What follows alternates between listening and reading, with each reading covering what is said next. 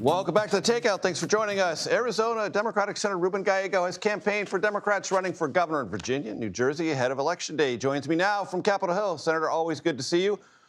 We have some new exit poll data I want to run by you, if you'd be so kind. These are impressions and favorability ratings of the Democratic Party in the various states. We'll start in New Jersey. Favorable, 47, unfavorable, 50.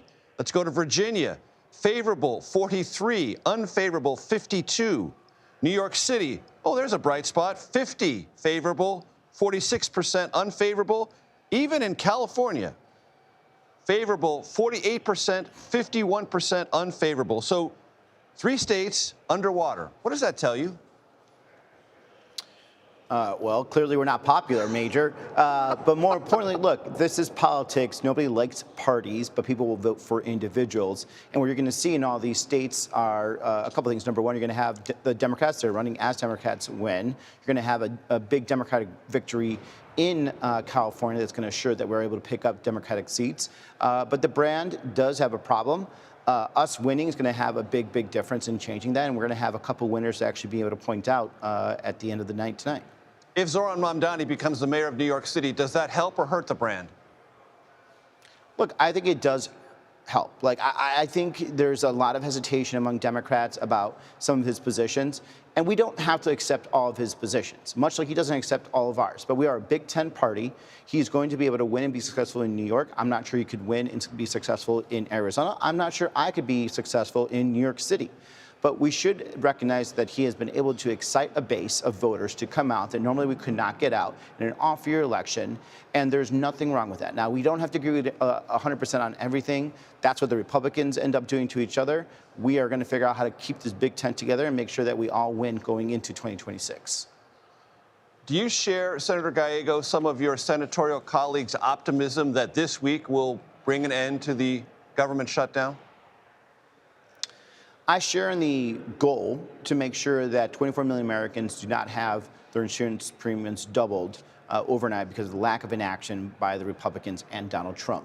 I'm hoping that they will see the tea leaves and understand what's happening in this country when there's overwhelming victories in New Jersey, California, Pennsylvania, and Virginia, and decide that they rather do the rational thing, take care of Americans, make sure that the premiums don't go up, and have a fighting chance going into 2026.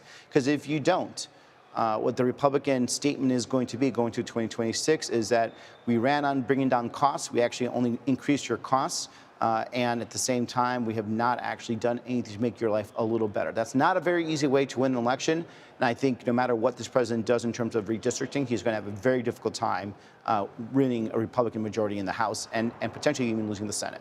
With your permission, Senator, let me try to translate what you just said for my audience.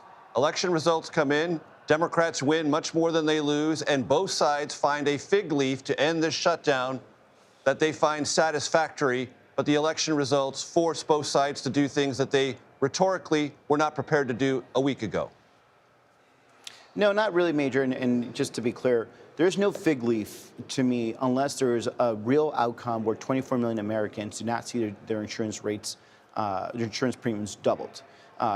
Now, it could be something where it's a 2-year, 3- or 4-year deal. Sometimes there's some type of reform that comes in. But at the end of the day, as long as 24 million Americans do not see their insurance rates doubled overnight, then that to me is a real solution.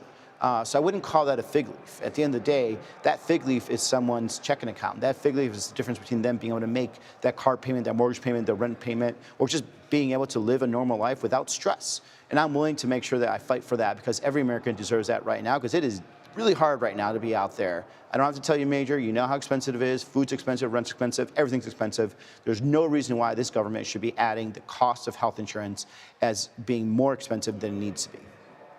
Very quickly, Senator, so not a promise from Republicans of the White House to negotiate a solution on health care premiums or Obamacare subsidies. There has to be a solution before you will vote to reopen the government.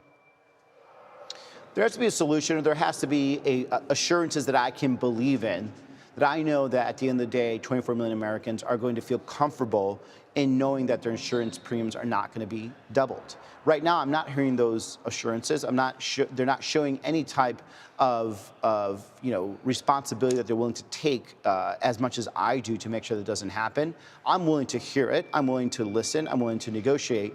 But I'm just not going to give away my vote, because at the end of the day, it's not my vote. It's the fact that I'm going to raise 24 million American families, their insurance rates overnight. And I can't just take the chance with Republicans who have not honored the same commitment that I have to bringing costs lower for everyday Americans. Arizona Democratic Senator Ruben Gallego, I appreciate the time, sir, as always. Thank you. Thank you, Major.